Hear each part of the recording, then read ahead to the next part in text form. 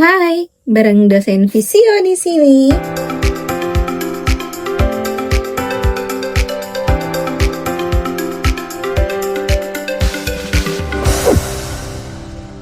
Hai, materi kali ini kita akan bahas tentang dasar-dasar kinesiotaping. Tapi sebelumnya, kalian sudah tahu apa yang dimaksud dengan kinesiotaping? Umumnya, kinesiotaping yang digunakan seperti gambar di atas. Tapi bukan hanya dari brand ini, ada berbagai brand dan juga warna yang dapat digunakan sebagai pilihan kinesiotap. Kinesiotaping sendiri merupakan metode terapi menggunakan pita elastis khusus yang disebut dengan kinesiotap yang ditempelkan pada kulit untuk membantu fungsi otot dan sendi tanpa membatasi gerakan. Lalu, siapa yang pertama kali memperkenalkan kinesiotaping? Kinesiotaping dikembangkan oleh Dr. Kenzo Kase, seorang chiropraktor asal Jepang. Tujuannya untuk membuat metode tapping yang mampu mendukung tubuh tanpa membatasi gerakan. Konsep utama dari kinesiotaping itu sendiri memiliki elastisitas seperti kulit manusia, mampu mendukung otot dan sendi tanpa membatasi gerakan, meningkatkan sirkulasi darah dan limfa terutama yang ada di bawah aliran dari kinesiotaping itu sendiri, dan mengurangi nyeri melalui stimulasi sensorik kulit. Saat menggunakan kinesiotaping, kulit akan terangkat sedikit. Setelah sesuai dengan konsep utama, selanjutnya metode ini kemudian dipatenkan dan dikenal sebagai Kinesiotex Tap, pita elastis khusus untuk terapi. Metode ini sudah populer di dunia. Awalnya mulai dikenal saat digunakan atlet pada ajang besar seperti Olimpiade Seoul 1988 dan juga di Olimpiade London 2012. Banyak atlet yang memakai tap warna-warni sehingga menarik perhatian dari penonton maupun orang yang melihat penampilan dari atlet tersebut, sehingga mulai sejak itu kinesiotaping mulai ramai digunakan. Sejak kinesiotaping makin populer dikenal dunia, ternyata banyak yang mengira ini sama dengan elastic bandage ataupun plaster. Padahal, ketiganya memiliki perbedaan yang signifikan. Ayo kita bahas satu persatu. Ada 4 aspek yang bisa jadi penentu untuk mengetahui perbedaan antara kinesiotaping, elastic bandage, dan plaster. Yang pertama dari segi pengertian. Kinesiotaping ini merupakan terapi yang menggunakan tap elastis khusus yang dipasang di kulit untuk mendukung otot dan sendi. Sementara untuk elastic bandage, dia sama teksturnya elastis, tapi ini adalah perban yang digunakan untuk memberikan kompresi, dukungan, dan mengurangi pembengkakan. Sementara untuk plaster,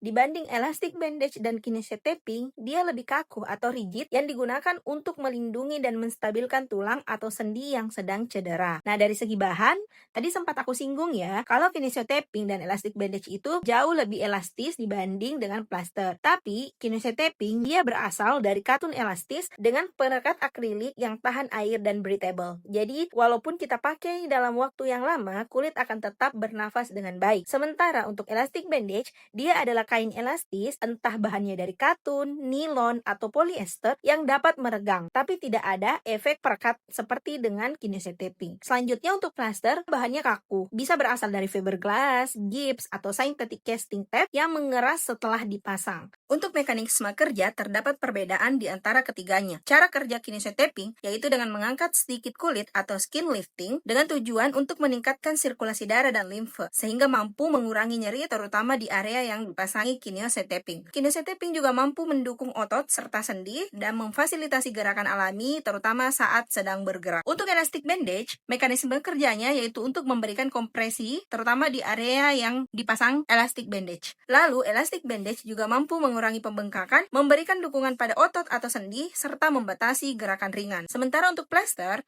yang bertujuan untuk imobilisasi akan mengimobilisasi area cedera, melindungi struktur tulang ataupun sendi, mencegah pergerakan, serta membantu proses penyembuhan. Aspek yang terakhir yaitu tujuan penggunaan. Kinesiotaping digunakan untuk mengurangi nyeri, mendukung fungsi otot dan sendi, memperbaiki sirkulasi, serta membantu pemulihan dan performa. Sementara elastic bandage bertujuan untuk mengurangi edema atau pembengkakan, memberikan kompresi dan support, mencegah cedera ulang yang ringan, serta membantu saat beraktivitas. Dan plaster bertujuan untuk imobilisasi fraktur atau cedera berat, melindungi area yang tidak boleh bergerak, menstabilkan sendi dan tulang, serta membantu penyembuhan ringan. Berdasarkan 4 aspek itu, kita bisa tahu kelebihan dari elastic bandage tentu adalah bahannya yang lebih elastis dan fleksibel, tidak membatasi gerak, tahan air dan nyaman dipakai beberapa hari, serta dapat dipakai saat beraktivitas. Sementara elastic bandage sangat mudah digunakan, dapat disesuaikan dengan tingkat kompresinya, dapat dipakai berulang setelah dicuci, dan juga lebih ekonomis. Untuk plaster, kelebihannya yaitu memberikan imobilisasi maksimal, melindungi cedera dengan baik, baik, tidak mudah lepas, serta stabil dan juga kuat. Namun untuk kekurangannya, kinesia taping tidak digunakan untuk imobilisasi total. Efektivitasnya tergantung dari teknik pemasangannya, dapat menyebabkan iritasi pada kulit sensitif, terutama jika sensitif dengan bahan perekat, tidak cocok untuk luka yang terbuka. Adapun kekurangan dari elastic bandage yaitu dapat kendor seiring waktu, kompresi berlebih dari elastic bandage bisa mengganggu sirkulasi dan tidak memberikan imobilisasi yang kuat. Sementara kekurangan dari plester yaitu rigid atau kaku,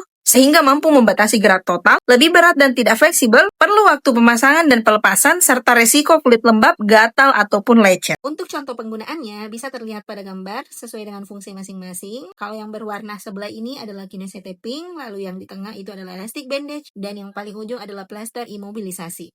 Nah, sekarang kita bahas lagi bagaimana mekanisme kerja dari kinesia taping.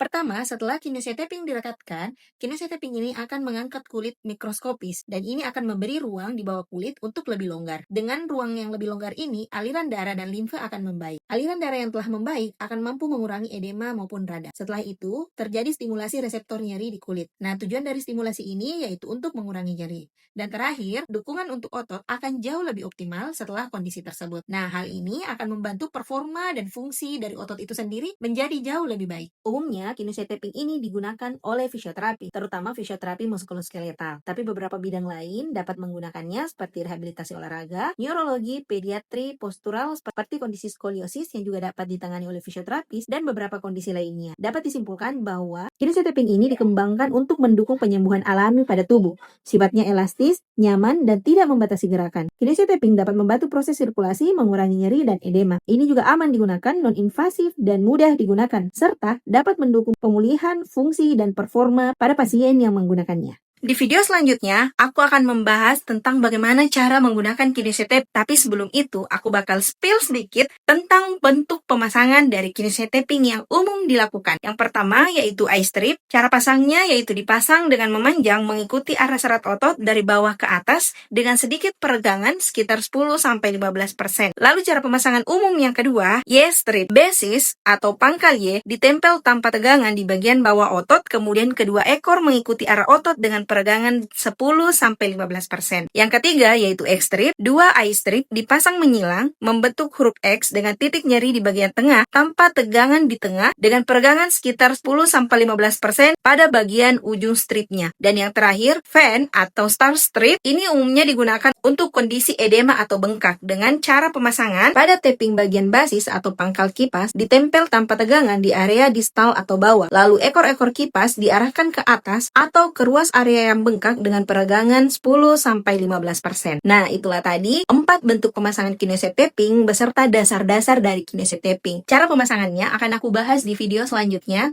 Semoga video ini bermanfaat untuk kamu dan untuk kita semua. Kalau kamu ada pertanyaan, jangan lupa tulis di kolom komentar ya, biar kita bisa diskusi bareng. Bye-bye!